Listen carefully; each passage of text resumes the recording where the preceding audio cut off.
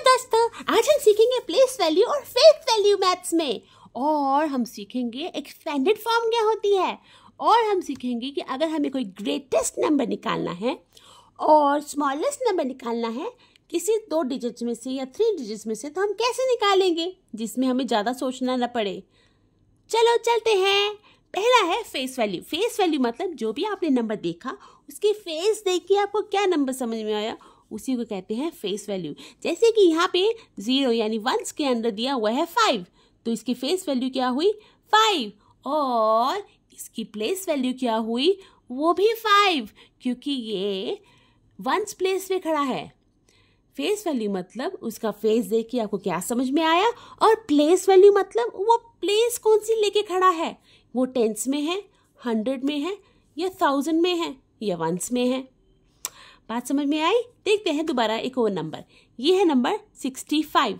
65 में मुझे face value बतानी है 6 की, तो 6 की फेस वैल्यू तो 6 हुई, क्योंकि मुझे 6 को देख के 6 ही समझ में आ रहा है। लेकिन प्लेस वैल्यू मतलब वो कहाँ खड़ा है, तो हमने उसको जाना कि वो 10s में खड़ा है, तो इसलिए उसकी प्लेस वैल्यू हो गई 60। 6 की फेस वैल्यू 6 और प्लेस वैल्यू 60। अब बारी आती है 5 की। अगर मैं 5 की बात करूं तो 5 की फेस वैल्यू तो 5 ही है, क्योंकि शक्ल देख के मुझे तो 5 ही नंबर समझ में आता है, और प्लेस वैल्यू ये 1s में है, तो हो गया ना 5। तो प्लेस वैल्यू और फेस वैल्यू दोनों ही इसमें क्या है 5 है। चलिए नेक्स्ट करते हैं। नंबर जो है वो है 364। अब इसमें हमें 3 की फेस वैल्यू और प्लेस वैल्यू बतानी है।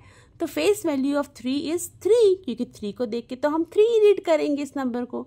लेकिन जब मुझे प्लेस वैल्यू बतानी है तो ये 100 के नीचे खड़ा है, इसका मतलब ये 300 हुआ, तो इसकी प्लेस वैल्यू क्या हुई 300।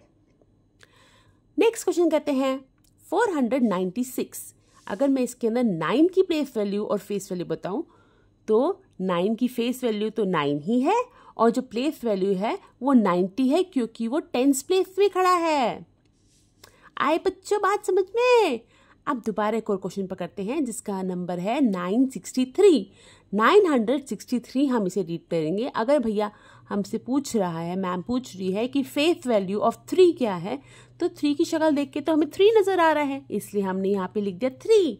लेकिन इसकी प्लेस वैल्यू मतलब ये कहाँ खड़ा है, 1s में, 10s में या 100 में? खड़ा है 1s में, तो इसलिए हमने इसकी फेस वैल्यू भी 3 लगा दी, क्योंकि ये 1s में खड़ा है।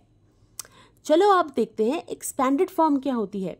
एक्सपेंडेड फॉर्म बतानी है 22 की। 22 कैसे बना होगा ये हमें बताना है। तो हम जब रीड कर रहे हैं तो हमारे मुंह से क्या निकल रहा है 22, यानी कि 20 के अंदर हमने किसको ऐड किया होगा 22 बनाने के लिए? 20 के अंदर हमने 2 ऐड किया होगा, तो यही इसकी एक्सपेंडेड फॉर्म है। यस। चलिए अब चलते हैं इस नंबर पे जिसका नंबर का है 45। अब 45 की एक्सपेंडेड फॉर्म क्या बनेगी बताइए? साउंड निकालिए। 40 यानी कि 40, और इसके अंदर क्या साउंड आ रही है 5, तो हमने क्या ऐड किया होगा 40 के अंदर? हमने ऐड किया होगा 5, तो हम यहाँ पे ऐड का साइन लगा देंगे और 5 ऐड कर देंगे। चलिए देखते हैं नेक्स्ट नंबर। नेक्स्ट नंबर है 145। 145 कैसे बना होगा? हम कैसे पढ़े हैं 100 में हमने किसको ऐड किया होगा 40 को, और फिर हमने किया होगा ऐड 5 को, तो हमारा आंसर क्या आया होगा 145। अब चलो पढ़ते हैं ये वाला नंबर और बताएं। अब आप मुझे बताओ कैसे करेंगे हम इसको।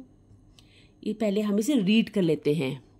हम रीड कैसे करेंगे 2000, तो 2000 में हमने क्या ऐड करा होगा 300। 2300 ऐड 30 ऐड 3, तो हम कैसे रीड करेंगे इस नंबर को 2333, और लिखेंगे भी ऐसे ही 2333। तो एक्सपेंडेड फॉर्म बहुत सिंपल कर दिया ना मैंने। जो आप रीड कर रहे हो उसी को ही आपने लिखना है। चलिए अब आखिरी आखिरी का टॉपिक करते हैं और ये टॉपिक है कि हमें 2 डिजिट्स दे रखे हैं, उसमें से ग्रेटेस्ट नंबर और स्मॉलेस्ट नंबर निकालना है।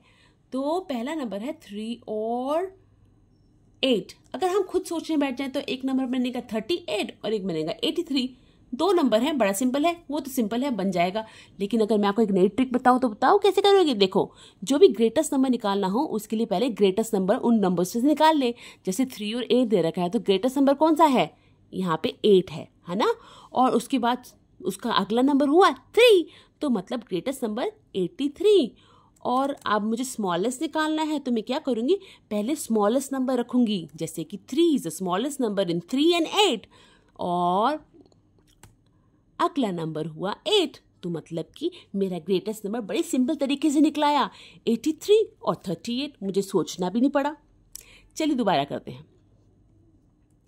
दूसरा नंबर दे रखा है मुझे 1 and 5। अब 1 and 5 मुझे ग्रेटेस्ट निकालना है। पहले इनमें देखो, इन दोनों नंबर्स में से कौन सा ग्रेटेस्ट है। ग्रेटेस्ट तो 5 है, तो मैंने 5 लिख दिया।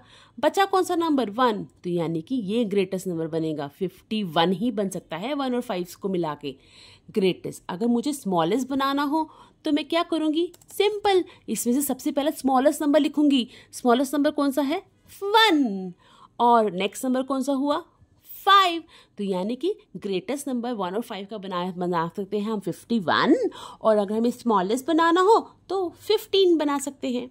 अब आती है बारी तीसरे नंबर की, जिसमें 3 नंबर हैं, 2, 0 और 9।